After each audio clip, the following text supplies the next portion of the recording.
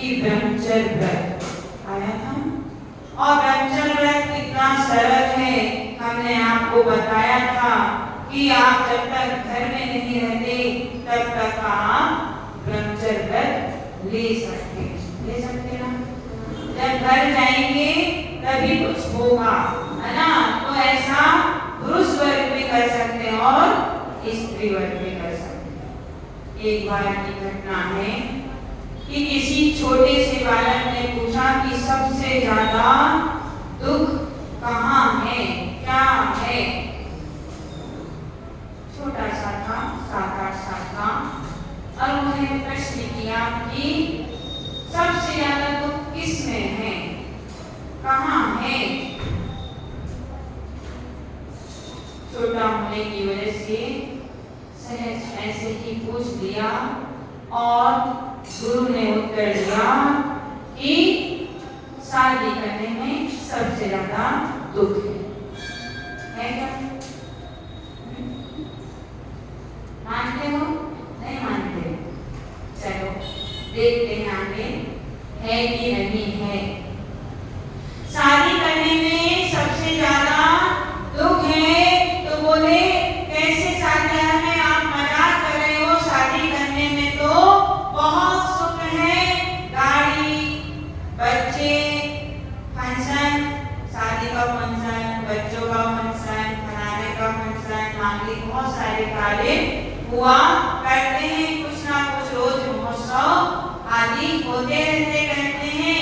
तो शादी करने में कोई गाड़ी से आ रहा है, कोई किसी के पास गाड़ी है, बंगला है, ये है, वो है, एसी है, मतलब क्या क्या, मतलब तो छोटा सा बच्चा अपने हिसाब से बना रहा था कि इतना सुख है। फिर आप कैसे कह रहे हैं कि शादी में दुख है?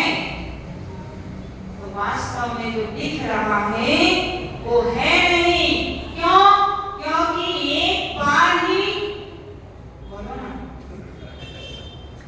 एक बार ही मांग भरी जाती है और पूरी जिंदगी मांग पूरी करनी पड़ती है और उसमें आपका जीवन समाप्त हो जा रहा है। मांग भरने की सजा इतनी बड़ी है कि आपको पूरी जिंदगी अभी जितने करे हैं और जितने घर में जो जो घटनाएं हो रही हैं, अगर उस सब घटनाओं को लिखा जाए तो एक महापुराण बन जाएगा। क्या बन जाएगा? हम बोलते हैं कि हमारे घर में जो बहू आई है वो ऐसी है, वैसी है, कैसी है, लेकिन वो बहू कौन है? आपकी ही बेटी। आपकी बेटी भी दूसरे घर में गई है। आपने जो किया है वही दूसरी बेटी ने, दूसरे पिता ने भी किया। आपने अपनी बेटी से बहुत प्रेम किया, बहुत लाड़ किया, बहुत दुलार किया, और जब वो दूसरे घर में गई तो वो प्रेम, वो लाड़, वो दुलार नहीं मिला। नहीं मिला मतलब आपने अपनी बेटी से क्या रोटी बनाना नहीं सिखाया, तो दूसरे के पिता ने भी रोटी बनाना नहीं सिखाया। आपने अपनी बेटी से कोई काम नहीं कराया, तो दूसरे के पिता ने भी अपनी बेटी से कोई काम नहीं कराया। अब बोलो, आप अपनी बेटी को 9 बजे 8 बजे उठ रहे तो चाहिए सोने दो, डिस्टर्ब मत करो, अभी सोसाइटी में जाके तो सब करना ही है, अभी सोने दो। तो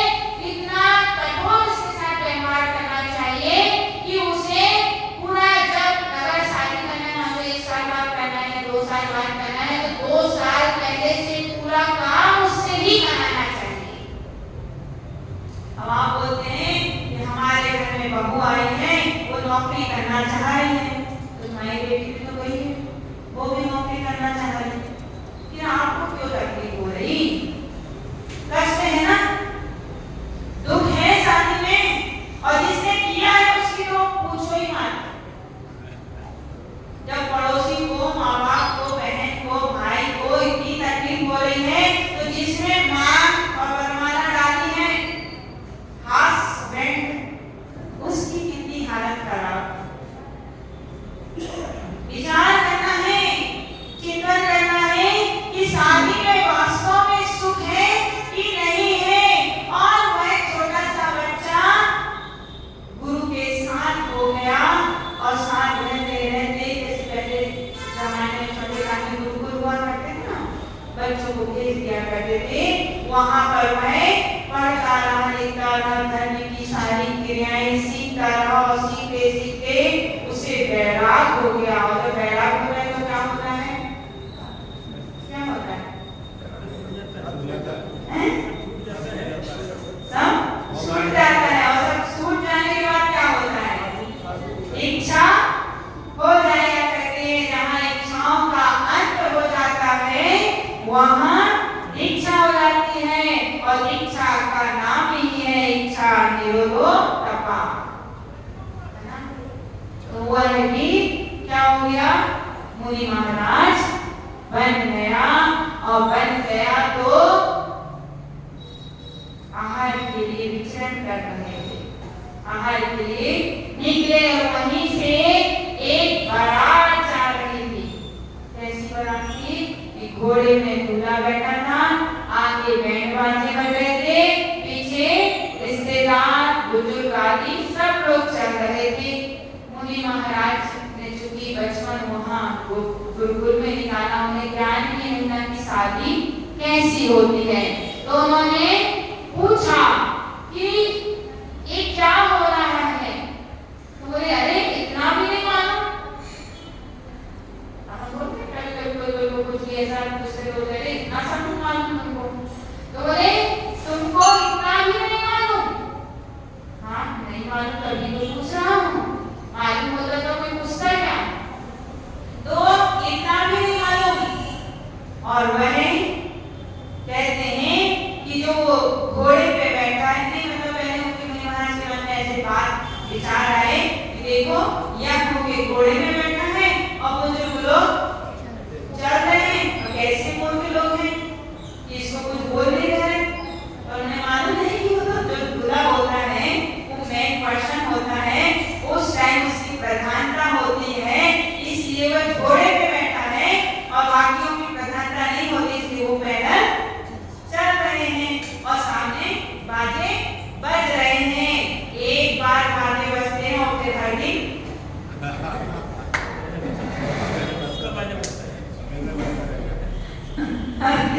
बाजे ही बाजे बजते हैं।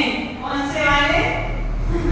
आप सबको मालूम है क्योंकि आप सबके घर में बज रहे हैं। तो वह तो वह सोचने लगे, काफी विचार आने लगे कि देखो कैसा है व्यक्ति कि बुजुर्गों को चला रहा है और खुद घोड़े में बैठे, नाना प्रकार के शब्द उनके मन में आ रहे थे। फिर एक व्यक्ति आया तो उनसे पूछा कि ये क्या हो रहा है? तो उन्होंने बोला शादी हो रही। बोले शादी क्या कहलाती है? तो बोले शादी ये कहलाती है कि एक जो उसमें घोड़े में जो यंग बच्चा बैठा है वह किसी को पसंद करता है, किसी की बेटी को, और उनका पक्का हो जाता है तो वह लेने जाते हैं और लेकर आते हैं। तो फिर इसमें क्या, इसके बाद क्या होता है? तो बोले इसके बाद बच्चे होते हैं। अरे तो बच्चे होने के बाद क्या होता है? तो पत्नी आती है घर, फिर घर आने के बाद बच्चे होते हैं और बच्चे के बाद ऐसा पूरा चाल घूमते चला जाता है। मतलब एक के बाद एक चीजें होते हैं और ये और वो दुनिया भर का सब होते रहता है। तो बोले अच्छा ऐसा है, तो इसको कहते हैं शादी। अब मुनि महाराज ऐसा सुनकर चलते चले गए। चलते चलते पहले तो एक गांव से दूसरे गांव तक आहार करने जाना पड़ता था, चौथे काल की बात है। तो एक गांव से दूसरे गांव तक जाना पड़ता था। तो वह भी जाते गए और जाते जाते उनको रात हो गई। जो सज्जन पुरुष होते हैं, धर्मात्मा होते हैं या निकट भौजी होते हैं, वह रात में नहीं चला करते। क्या कह रहे हैं? वह रात में नहीं चला करते। मुनि महाराज भी सोचे कि अब रात हो गई, अब क्या करें? तो वह वहाँ एक कुआं पड़ा, कुआं में एक अच्छा सा पत्थर था, चिकना और लंबा चौड़ा सा। तो आधा कुआं ढका हुआ था उस पत्थर से। उसमें वो सोचा पुरुष थे तो कहीं भी सो सकते, स्त्रियों को तो मातारियों को तो जगह देखना पड़ेगा तभी वो वहां रुक सकते हैं, लेकिन पुरुष थे तो कहीं पे भी सो उठ बैठ सकते हैं। तो वह वहां पर विश्राम करने लगे, अपनी दैनिक क्रियाएं जो पाठ या प्रतिक्रमण आदि जो किया वो सब करके वह वहीं विश्राम के रूप में सो गए। और सो गए, सोते सोते वही विचार चल रहा था, शादी क्या है, बार बार विचार कर रहे, शादी होती है, शादी में बच्चे होते हैं, ये होते हैं, वो होते हैं। तो उसने उनको सपने में पत्नी दिखी, पत्नी के साथ बच्चा दिखा, है ना। इसलिए कहते हैं कि गृहस्थों से थोड़ी दूरी बनाए रखना चाहिए कि कब क्या आ जाए, है ना, कब क्या भाव हो जाए। तो उनके भी नींद में सपने में वो बच्चा और पत्नी दिखने लगी, बाजू में सोई हुई है। और सोए सोते सोते पत्नी बोलती उधर तो किसको, बच्चा रो रहा है, हैं। फिर वो खिसके थोड़े और, फिर बोले कि नींद आ गई, फिर वापस सपना आया, अरे खिसकते क्या नहीं है, बच्चा रो रहा है, तो और खिसक गए थोड़ा। ऐसा करते करते कुएं में गिर गए। क्या हो गए, कुआं में गिर गए। अब देखो शादी करना मतलब कुएं में गिरने जैसा है। अब उनको तैरना तो आता नहीं था, तो करे क्या, जब सपने में शादी किया तो ऐसा हाल हुआ।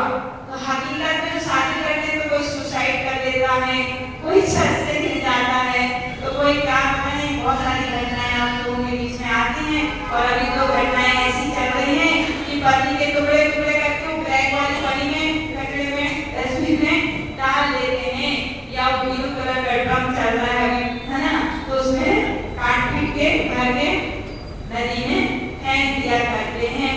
ऐसी ऐसी पत्नियां आजकल की आ रही हैं।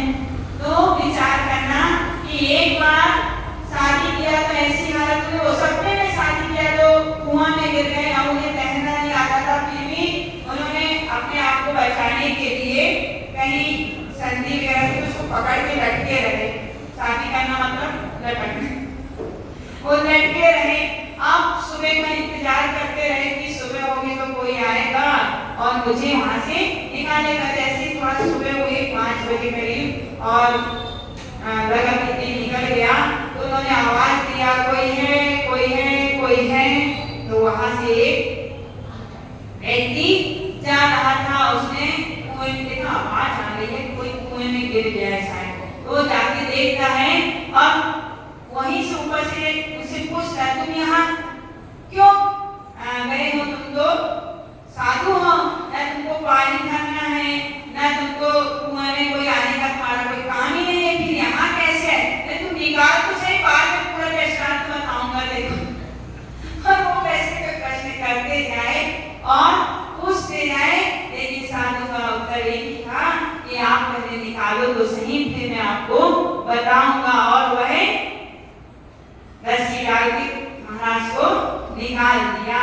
निकालने के बाद सारी बातें हुई और उन्होंने कहा कि देखो इन लोगों ने शादी किया तो पता नहीं उनका क्या हुआ, मैंने तो किया नहीं, तो मैं कुएं में गिर गया, तो उनकी क्या हालत होती होगी। कहने का अभिप्राय कि शादी अच्छी नहीं होती, नहीं होती। चलो दूसरा पाठ अपन देखते हैं कि शादी बहुत अच्छी होती है। कैसे कि शादी बहुत अच्छी होती है। अब शादी बहुत अच्छी कैसे होती है, तो अपन देखते हैं कि जिनके जीवन में बच्चे, बहू, बेटे आदि पोते नाती सब है, तो ऐसा लगता है कि बहुत खुशहाल जीवन जी रहे हैं और बहुत अच्छा। लेकिन शादी करने के बाद शादी को जीना आना चाहिए, अर्थात अपने जीवन को सही तरीके से व्यतीत करना आना चाहिए।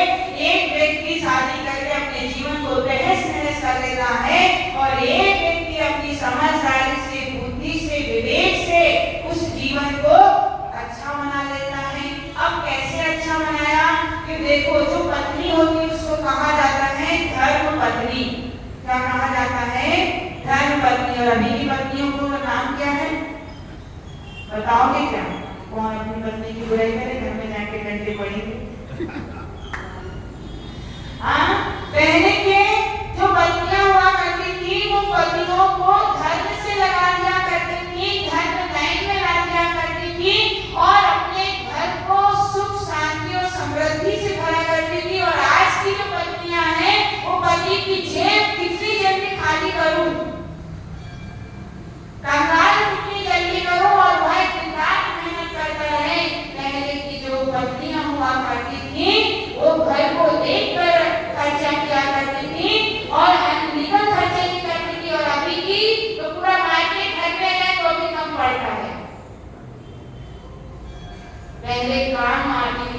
किया करते हैं, अभी तो 4 रोटी बनाना पड़ता है, उसके लिए भी बाई रखते हैं। कपड़े मशीन में धुलते हैं, फिर भी बाई रखते हैं। 3000 5000 ऐसे ही चले जाते हैं, लेकिन ये विचार नहीं आता कि वो 5000 रुपए मेरे पति ने हजारों शब्दों को टाइप करने के बाद, हजारों नहीं लाखों शब्दों को टाइप किया, इतने घंटे तक एक स्थान में बैठा, उसको कितनी तकलीफ होती होगी, कमर सीधी नहीं, गर्दन टेढ़ी हो गई, कंडोलाइज हो गया, 7-6 मंथ का खिसक गया, रीढ़ की हड्डी पीछे की बेंड हो गई, तब भी दया नहीं आ रही, करुणा नहीं आ रही। पहले के जो लोग थे, अपनी पत्नी अपने पति का चेहरा जरा सा भी मुरझाया हुआ दिखता था, उन्हें विकल्प हो जाता था, पूछती थी क्या हो गया, कोई तकलीफ तो नहीं, कोई प्रॉब्लम है क्या, कोई टेंशन है क्या, और अभी तो टेंशन का सिर भी ले ताज लेके घूमे तो भी पूछने वाली। कितना अंतर आ रहा है।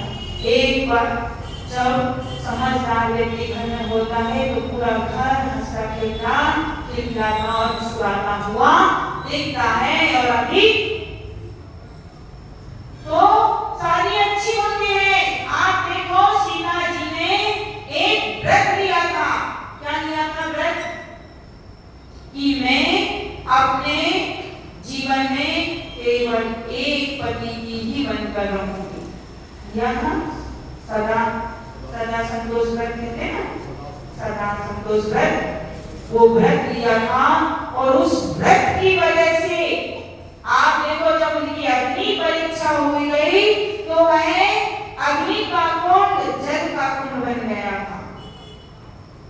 एक पत्नी का नियम, एक पति का नियम लेने से आप शादीशुदा होने के बावजूद भी आपको पुण्य का संचय हो रहा है और आपका कल्याण हो सकता है। लेकिन हमारा ऐसा कोई नियम है कि मान लो अभी पत्नी खत्म हो गई तो दूसरी शादी, और अगर पति खत्म हो गया तो दूसरी शादी। क्या पहली शादी में भी सुखी नहीं रहे, दूसरी में भी नहीं रहे, तो तीसरी करोगे क्या? और जो व्यक्ति पतिव्रता होता है, जो पत्नी धर्म पत्नी हुआ करती है, वो कभी दूसरी शादी नहीं करती, और जो दूसरी शादी करती है उसको मंदिर आने का भी अधिकार नहीं है, जिनवानी छूने का अधिकार नहीं है, गुरु को छूने का अधिकार नहीं है, आहार नहीं ले सकती, कोई भी मांगलिक क्रिया नहीं कर सकती, क्योंकि वो थर्ड पार्टी में आ जाती है।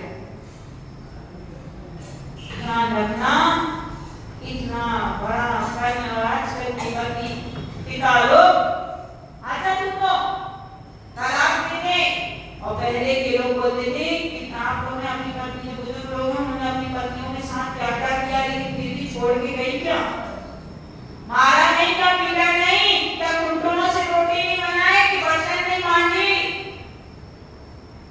पिता कठोर होना चाहिए, माता पिता कठोर होना चाहिए, कुछ भी हो जाए वहीं रहना पड़ेगा, क्योंकि नए में सबको तकलीफ आती है। हम यहाँ आए 2 दिन हमको अनप्लेनेस लगा, लेकिन जिसे सब सेट हो गया। सहन करना आना चाहिए, उसको सहन शक्ति सिखाना चाहिए और कठोरता अपनाना चाहिए। आप अपनी बेटी के पिता नहीं है, मां नहीं है, आप तो उनके सबसे बड़े दुश्मन है। जो पिता दूसरी शादी करता है वो उसके जैसा पिता तो हो ही नहीं सकता, मतलब दुष्ट आदमी। क्यों?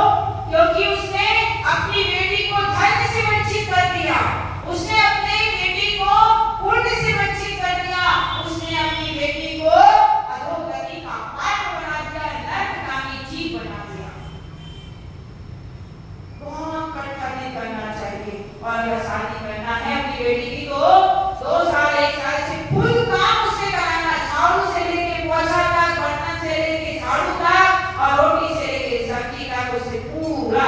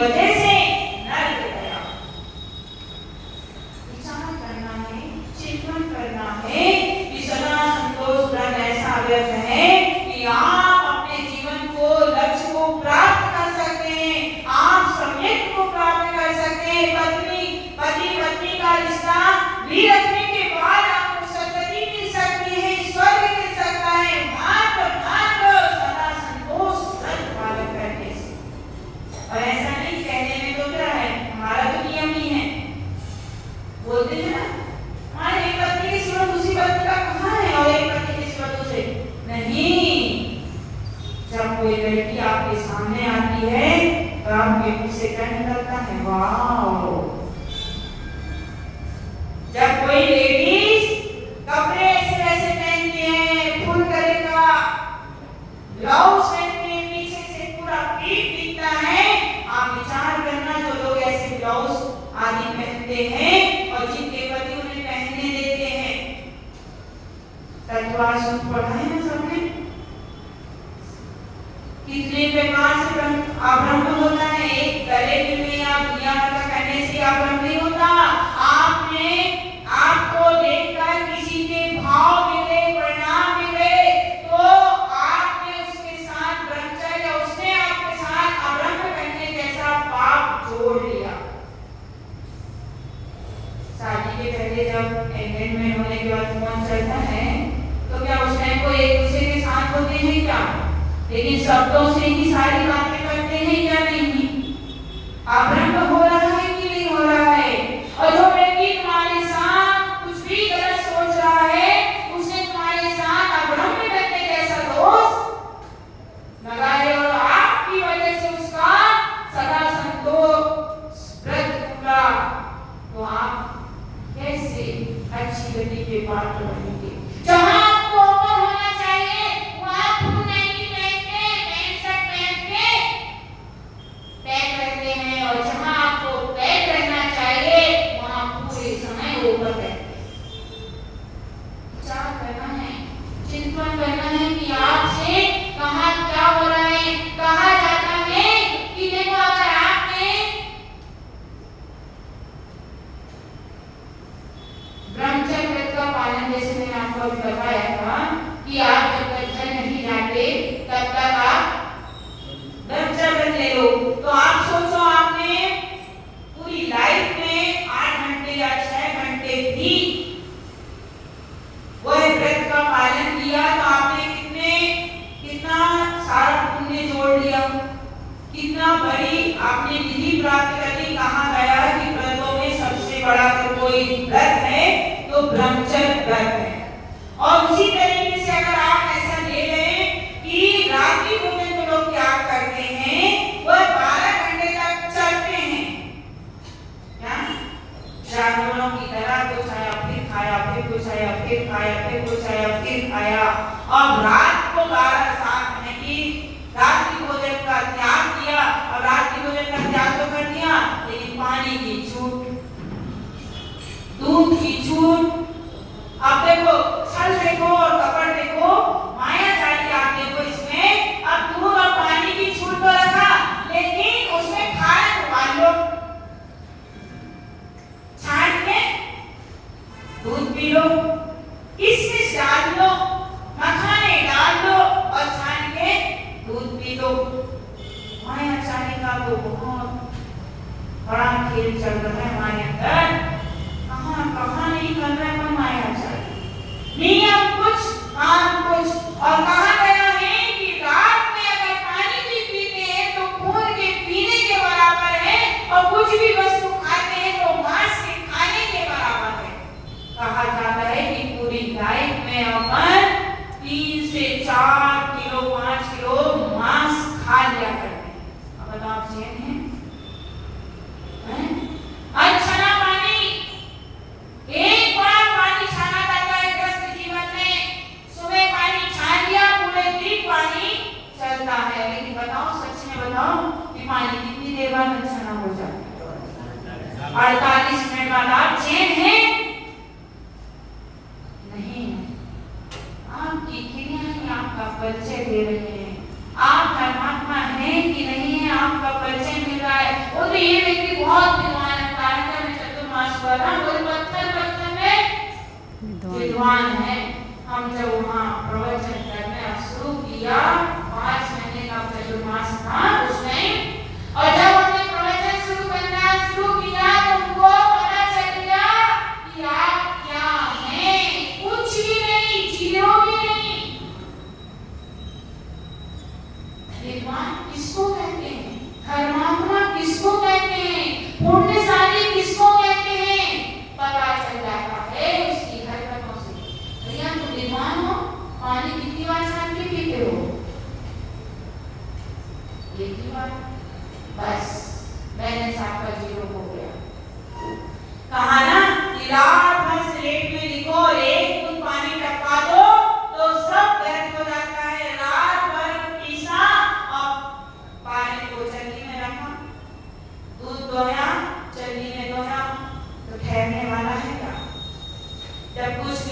ठहरा तो काय की विद्वान, काय की पूजा, काय की भक्ति। अब एक पूजा शब्द आया तो याद आ गया कुछ, ये लोग सब पूजा करते हैं, कर रहे हैं, आप लोग भी करते हैं पूजा करते हैं। जब देवी बनती है तो वो कैसी होती है, एकदम चारों पाए सेम नाम साइज के रहते हैं, लेकिन मंदिर में आते ही छोटा बड़ा हो जाता है, ऐसे होते हैं। पूजा करने में आपने जल चढ़ाया, फिर टेबल ली, फिर जल चढ़ाया, फिर चंदन चढ़ाया, फिर टेबल ली, फिर चंदन चढ़ाया, कीड़ा के लिया चंदन, ये जो चीज है मतलब अष्टद्रव्य आपने लिया। पूरी पूजा में 15 से 20 बार टेबल ऐसी हुई। लेकिन अगर विवेकवान होता, श्रद्धावान होता, उसको क्रिया का महत्व मालूम होता, उसके अंदर का धर्म होता, तो वो विचार करता कि एक छोटा सा कागज का पुट्ठा बना के उसके नीचे लगा दूं, जिससे वो हिले ना। उसके नीचे अगर कोई जीव आ गया तो वह जीव मारने का, हत्या का पाप लगा कि नहीं लगा? लेकिन विवेक न होने की वजह से हम क्या कर रहे हैं, बस क्रिया कर रहे हैं, क्रिया का कोई भी अर्थ हमें मालूम नहीं है। अष्टद्रव्य से पूजा तो करते, कुछ लोग तो डिब्बी में पिक्चर लेके जाते हैं, लौंग, चावल, चिटके, वो ऐसा घर में जाके कड़ी, चावल, दाल सब मिला के खा के देखो, खा के देखो अलग-अलग क्यों बनाना, जब मिला के खाना ही है तो अलग-अलग क्यों इतना तेल अलग-अलग जगह वेस्ट खराब करने की आवश्यकता क्यों? हर एक चीज का अपना एक महत्व है, अपना एक अगर अपने जैन धर्म में कोई भी क्रिया व्यर्थ की नहीं है, सबके पीछे रीजन है, लॉजिक है और रहस्य है। इसलिए हमें अपनी क्रियाओं में परिवर्तन लाना चाहिए। जन्म की जगह मृत्यु विनाश है, जन्म निर्वाण की स्वाहा, एक बार जल डाल दिया, स्वाहा कर दिया। कितनी बार जल छोड़ना चाहिए? 3 धारा से, लेकिन करना है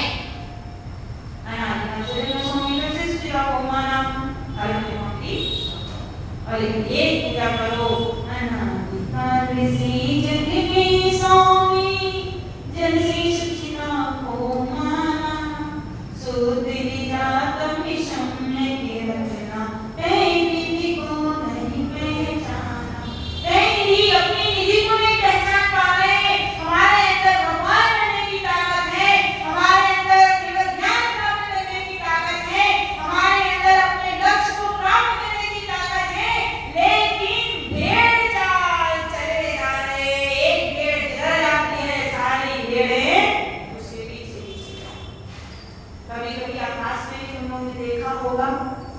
देखा, एक पक्षी जहाँ जाता है उसके पीछे पूरे पक्षियां उड़ते हैं, उनमें भी यूनिटी है, उनमें भी एकता है। पशु पक्षियों से एक रोटी कुत्ते को डालते हैं, वो 24 घंटे डेयरी में आपका चौकीदारी करता है, और आपको आपके माँ बाप ने पूरी जिंदगी रोटी डाला और आपने उनके साथ क्या? जिस माँ बाप ने आपको इतना अच्छा बेटा दिया, अपना जिगर का टुकड़ा दिया, उस माँ बाप के साथ में आपने क्या किया? उस सास बोलते हैं, मायके में कितने साल रहते हैं? 20-22 साल, और ससुराल में कितने साल रहते हैं? असली माँ कौन है? जिस माँ से तुम प्रेम कर रहे हो उसने क्या दिया तुमको? कपड़ा और खाना। और जिस माँ के घर तुम आए हो उस माँ ने तुम्हें क्या दिया? घर दिया, प्रॉपर्टी दिया, अपना लौता जिगर का टुकड़ा दिया, कमाने वाला दिया, प्यार करने वाला दिया, घुमाने वाला दिया, क्या क्या करने वाला दिया। सम्यक है क्या आपके अंदर? सम्यक दर्शन नहीं है तो अनंत भाव अभी बहुत दूर है, क्योंकि नहीं पार कर पाओगे। आपको अपने भावों को, परिणामों को सुधारना पड़ेगा। सीता जी ने सदा संतोष व्रत पाला, कर गई, रावण ने एक व्रत का पालन किया, कर गया। हम एक नियम तो ले लेते माता जी महाराज जी के सामने, देव शास्त्र गुरु को मान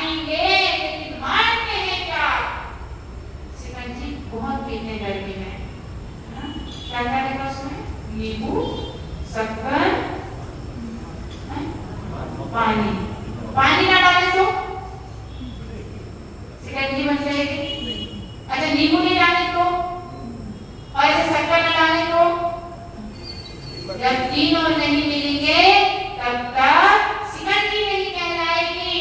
ऐसे ही समय दर्शन, समय ज्ञान और समय चारित्र नहीं होगा तब तक मुक्ति होने वाली नहीं है।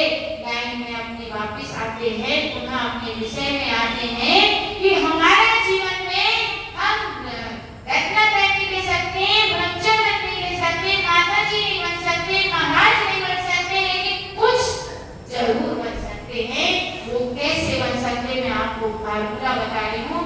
पहला फार्मूला कल बताया था कि जब तक आप घर में नहीं रहते तब तक आपको ब्रह्मचर्य रहना।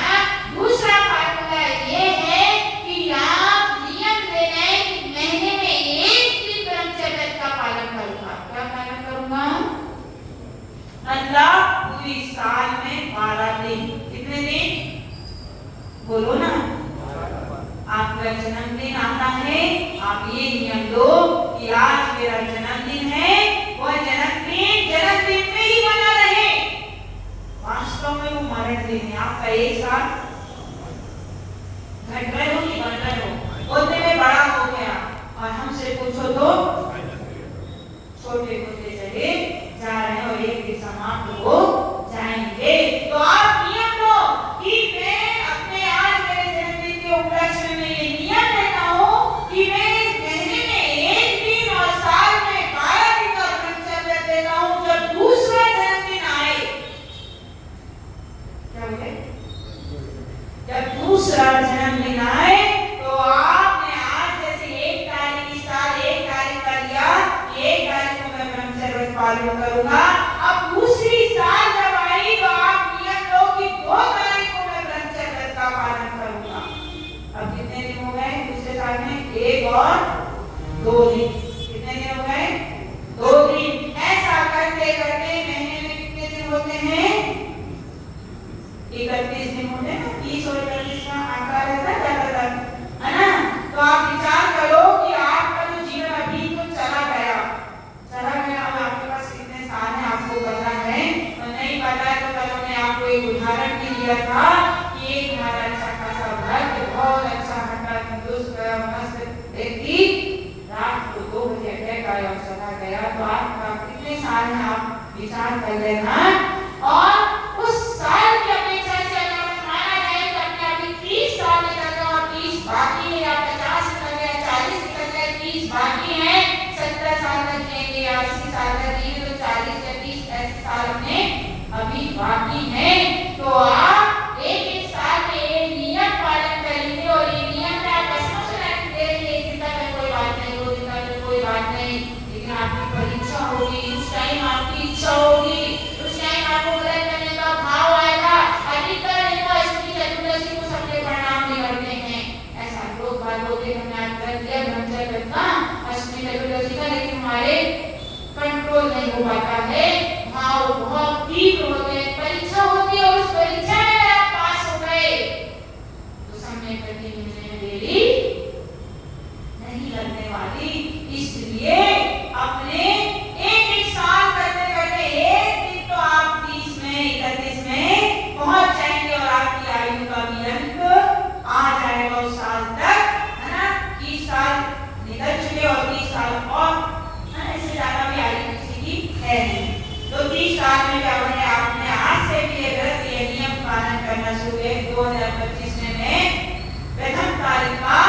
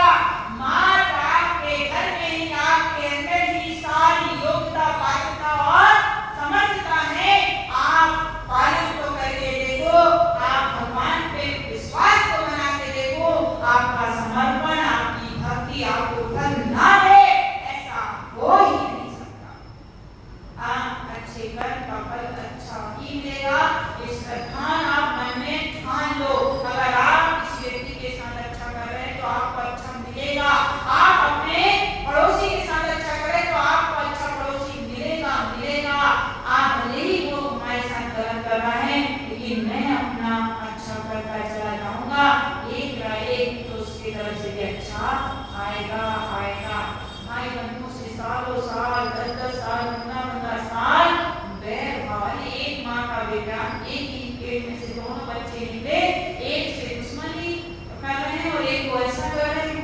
क्यों? माँ बाप ये सब करते, बड़े बेटे से प्रेम करते, छोटे बेटे को निगलेक्ट करते, पूरी प्रॉपर्टी छोटे को देते।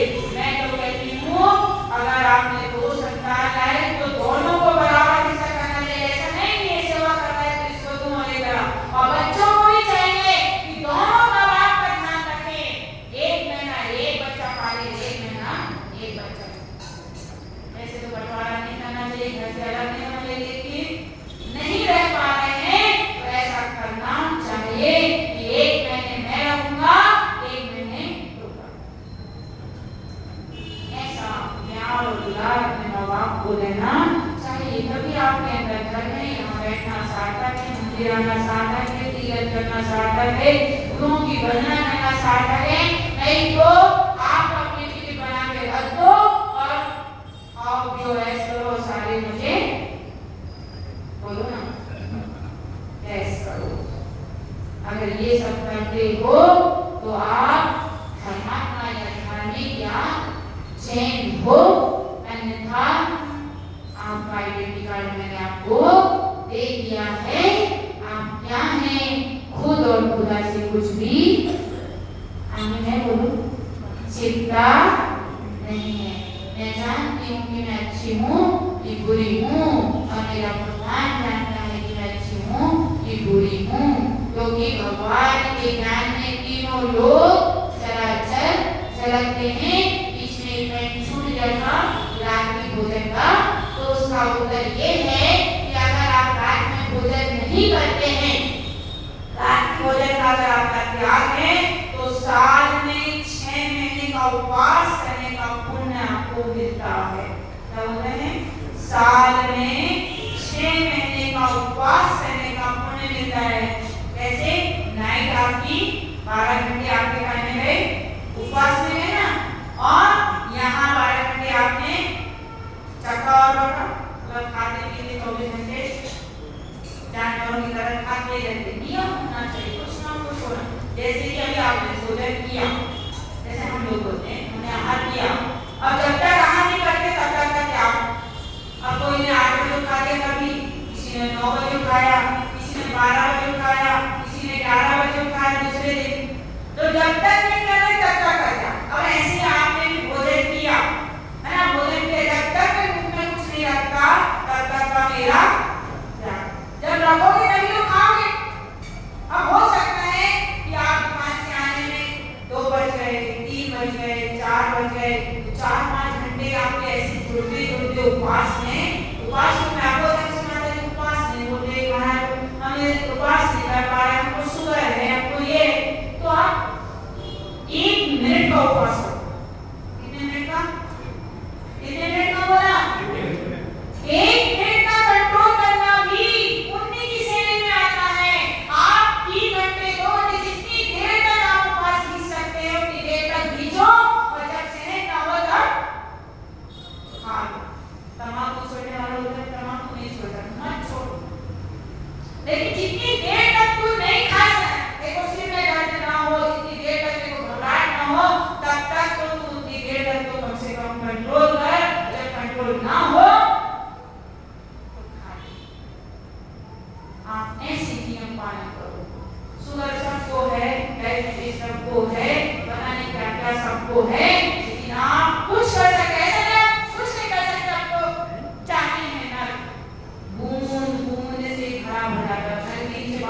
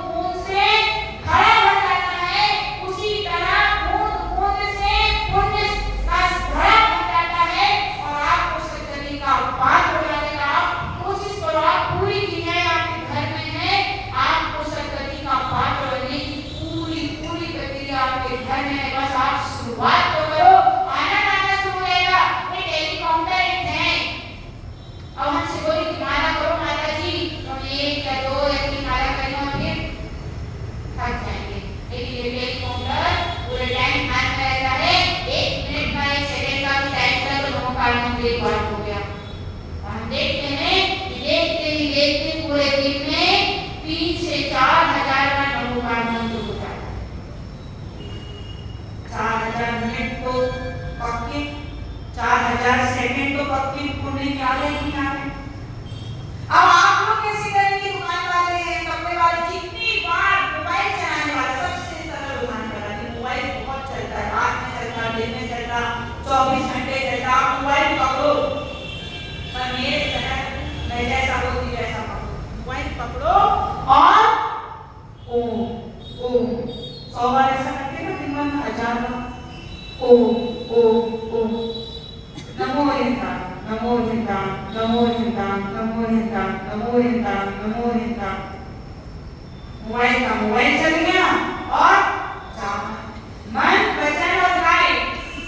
अभी मैं आपको बोलूं माया करो तो भूतो ना भविष्य की एक तो छोड़ा आधुनिक करोगे, लेकिन अरे ये सही ये कर दूंगा। कपड़े वाले कितनी बार कपड़े को कहते हैं नमो यंता नमो यंता,